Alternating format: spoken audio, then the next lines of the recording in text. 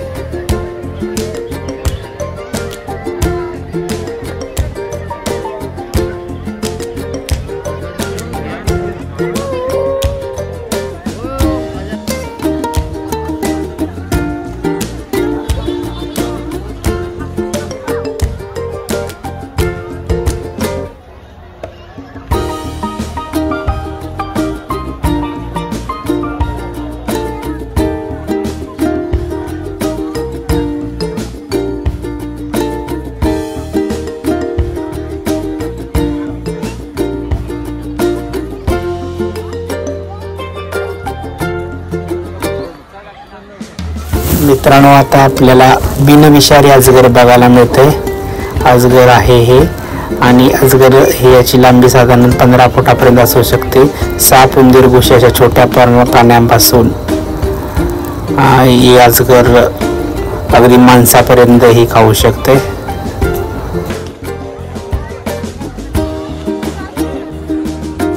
मित्रांनो, आता आपण बघतोय मगर शांत आणि निपचिप अशी पडलेली दिसते, आणि या मगरीकडे बघून खूप अशी भीती वाटते, कारण की ही मगर खूपच डेंजरस दिसत आहे।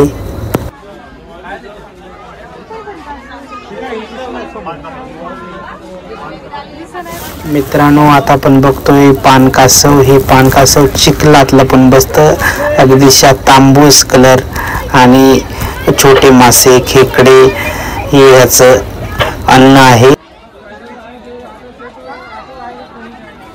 मित्रांनो, आता आपल्याला चार्ट बघायला मिळतो, त्यामध्ये सापाच्या विविध अशा जाती इथं आपल्याला बघायला मिळतात। पीठ वायपर, सांडबाव, अर्थबाव, चिलटेल, सापाची डोकी, अजगर, घोणस, खापल्या, पायथन, रसेल वायपर, शिलटेल, ट्रिंकेट अशा विविध जाती आपल्याला बघायला मिळतात। आणि त्यानंतर आता आपल्याला साप ज्यावेळेस आपल्याला बाईट करतोय त्यावेळेस आपल्याला फर्स्ट एड कशा प्रकारे घेतली पाहिजे त्याचंही आपल्याला इथं प्रथमोपचाराच्या विविध गोष्टी सांगितलेल्या आहेत। सर्पदंशावरील प्रथमोपचार, सापाच्या तोंडातील दातांची व विषयांची संख्या, पुढचे साप, घोणस साप, नाग हे अतिविषारी साप इथं आपल्याला दाखवलेले आहेत। त्यानंतर आता आपण जातोय नाग या सापाच्या प्रजातीकडे। नाग ही अतिशय विषारी प्रजात भारतात बहुतांश सर्व ठिकाणी आढळते, आणि ही आपण बघतोय नाग असे विटुळे काढून असा नाग बसलेला आहे। त्यानंतर मित्रांनो, आपण जातोय आता सुसरीकडं। सुसर हे बघा उन्हाला अशी निपची पडलेली आहे, आणि ही सुसर भारतात सर्वत्र बघायला मिळते, नदी, तलाव, त्यानंतर विविध ठिकाणी बघायला मिळतात। आता बांबू पीठ वायपर आपण बघतोय। बांबू पीठ वायपर हा एकदम ग्रीन कलरचा आपल्याला बघायला मिळतोय, आणि हा खूप असा विषारी साप आहे। बांबू पीठ वायपर हा कातन आपल्याला बघायला मिळते त्या सापाची। हा झाडाच्या फांदीवर बसलेला साप आहे। हे आपण बघतोय आता चांदणी कासव। चांदणी कासव खूप असं दुर्मिळ कासवाची प्रजात आपल्याला बघायला मिळते। हे भारतात आणि आशिया खंडामध्ये सगळीकडे एक असं आपल्याला बघायला मिळते। हे आता छानसं असं छोटी छोटी पिल्लं आहेत कासवाची, चांदणी कासवाचे ते आपण बघतोय. चांदणी कासव हे ते पायाला त्याच्या पडदे असतात आणि चिखलात असं वावरताना नदीच्या किनाऱ्यावर किंवा समुद्राच्या किनाऱ्यावर आपल्याला ही चांदणी कासव बघायला मिळतात. हे चांदणी कासव शाकाहारी असतात. कधी कधी मृत प्राण्यांना बी ही खाऊ शकतात.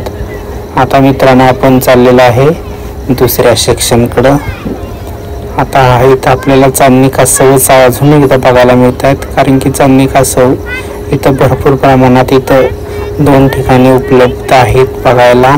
आणि ही चांदणी कासवाची काही मनमोहक दृश्य आपण इथं बघतोय. मित्रांनो, तुम्ही चॅनलवर जर नवीन असाल तर चॅनलला लाईक करा, शेअर करा, सबस्क्राईब करा. आता आपण मित्रांनो चाललो हा घोणस आहे, आपल्याला हा बघायला मिळतोय. घोणस हा अतिविषारी साप आहे आणि घोणस उंदीर, लहान सस्तन प्राणी त्याचे मुख्य खाद्य आहे. हा साप काश्मीर सोडून भारतात सर्वत्र आढळतो आणि हा शेतामध्ये बिन आपल्याला आवडतोय. याची हा साप कसा ओळखायचा, कारण की त्याचे त्रिकोणी टाईपचे तोंड असते आणि अजगरासारखे सेम खवल्या त्याच्या बॉडीवर असतात. हा साप मुवमेंट कमी करतो आणि निश्चित पडून राहतो आणि अतिविषारी साप आहे. हा बघा, आता आपल्याला त्याची मुवमेंट होताना दिसते, तिचं तोंड दिसते. हा एकदम 2 ते 3 फुटावर जंप मारून बाईट करू शकतोय आणि या सापाला अतिविषारी सापांच्या श्रेणीमध्ये पहिल्या क्रमांकावर ठेवलं जातं. आता आपण जातोय जाळीदार अजगर बघण्यासाठी. जाळीदार अजगर आपल्याला बघायला मिळते. निपचिप असं पडलेलं आहे आणि खूप मोठं आहे.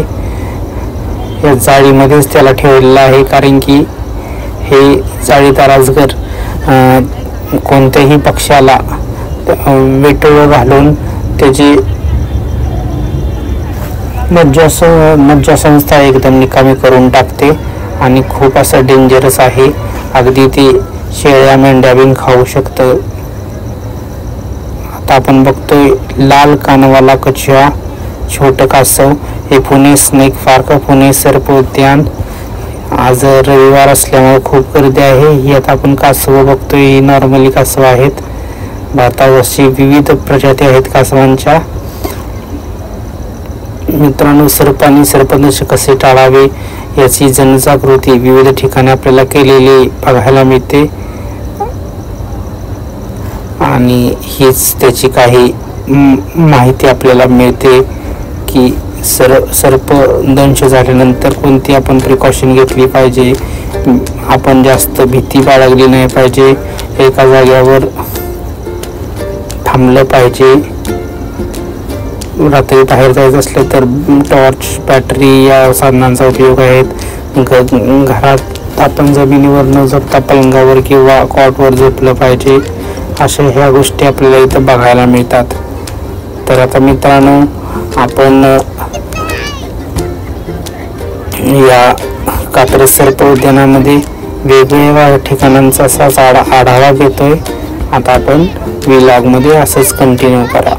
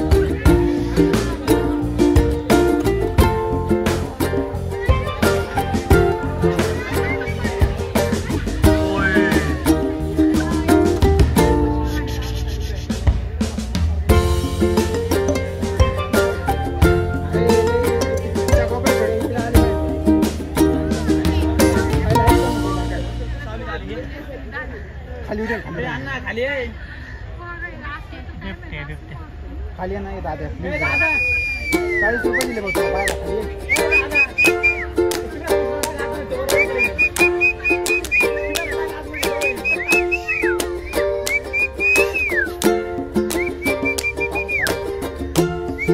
पिंडे इकडे